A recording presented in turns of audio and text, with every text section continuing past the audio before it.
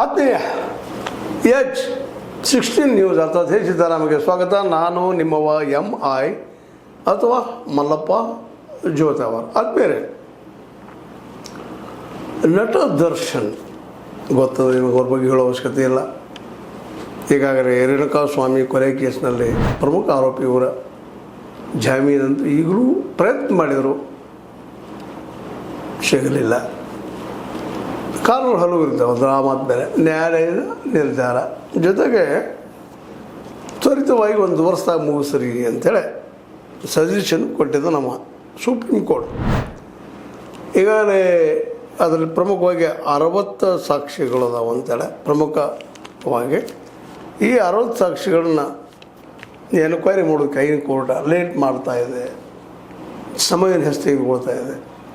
ನೆಲೆಗಟ್ಟಿನಲ್ಲಿ late ಆಗ್ತದೆ ಅನ್ನೋದನ್ನು ಗಮನಿಸಿದಂಥ ಅಥವಾ ಅದನ್ನು ಅನುಭವಿಸುತ್ತಿರುವಂಥ ದರ್ಶನ್ ಅವರು ಮತ್ತೊಮ್ಮೆ ಈ ಒಂದು ಜಾಮೀನಿಗೆ ಅರ್ಜಿ ಸಲ್ಲಿಸಿದ್ರು. ಲೇಟ್ ಆಗ್ತಾಯಿದೆ, ಮೊದಲು ಕ್ವಾರಂಟೈನ್ ಕೋಣೆಯಲ್ಲಿ ಇಳಿಸಿದ್ದಾರೆ, ಯಾರ ಜೊತೆ ಸಂಪರ್ಕ ಇಲ್ಲ, ಏನಿಲ್ಲ, ಜಲ್ದಿ ಅದು ಮುಗಿಸ್ಬೇಕು, ಮುಗಿತಾ ಇಲ್ಲ. ಮತ್ತು ಇದೇ ರೀತಿ ಹೋಯ್ದಪ್ಪ ಅಂತಂದ್ರೆ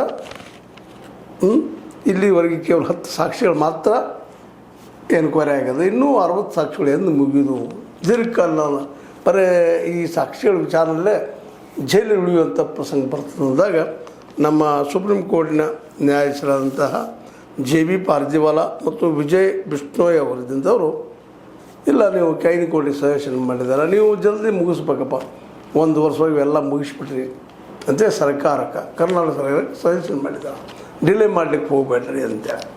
ಸ್ವತಂತ್ರವಾದ ಮೀಡಿಯಾಗೆ ಬೇಕಾಗಿರುವುದು ಸ್ವತಂತ್ರ ಧ್ವನಿ. ಆ ಸ್ವತಂತ್ರ ಧ್ವನಿ ಉಳಿಸಲು ನೀವು ಮಾಡಬೇಕಾದದ್ದು ಇಷ್ಟೇ. ಅದೇನಪ್ಪಾ ಅಂತಂತಂದ್ರೆ ನಿಮ್ಮ ಕೈಲಾದಷ್ಟು ಸಹಾಯ ಈ ಚಾನಲ್ಗೆ ಮಾಡಿ ಹಾಗೂ ನಿಮ್ಮ ಧ್ವನಿಯನ್ನು ಕಾಪಾಡಿಕೊಳ್ಳಿ.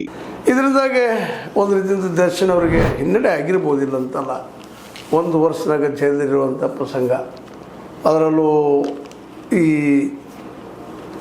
ಆಗಸ್ಟ್ 2025ಕ್ಕೆ ನ್ಯಾಯ